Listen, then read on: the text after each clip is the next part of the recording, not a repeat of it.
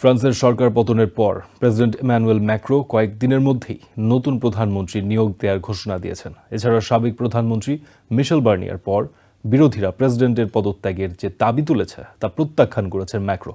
তিনি জানান এখনই পদত্যাগের বিষয়টি বিবেচনা করছেন না, মেয়াদ পূর্ণ না হওয়া পর্যন্ত তিনি ক্ষমতায় থাকবেন।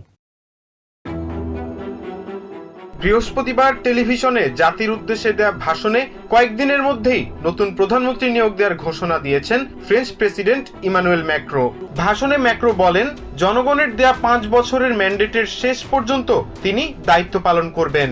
অনাস্থা ভোটের মাধ্যমে সাবেক প্রধানমন্ত্রী মিশেল বার্নিয়ারকে ক্ষমতাচ্যুত করে দেশে বিশৃঙ্খলা তৈরি করতে এন্টি রিপাবলিকান ফ্রন্টে কট্টর ডান ও বামপন্থী দলগুলো একত্রিত হয়েছে বলে জানান ম্যাক্রো। ক্রিসমাসের ছুটির কিছুদিন বাকি থাকতে যারা দেশের বাজেট ও সরকার পতন ঘটিয়েছে তাদের দায়িত্বহীনতা নিজের কাঁধে নেবেন না বলে ভাষণে জানিয়ে দিয়েছেন ফ্রান্সের প্রেসিডেন্ট।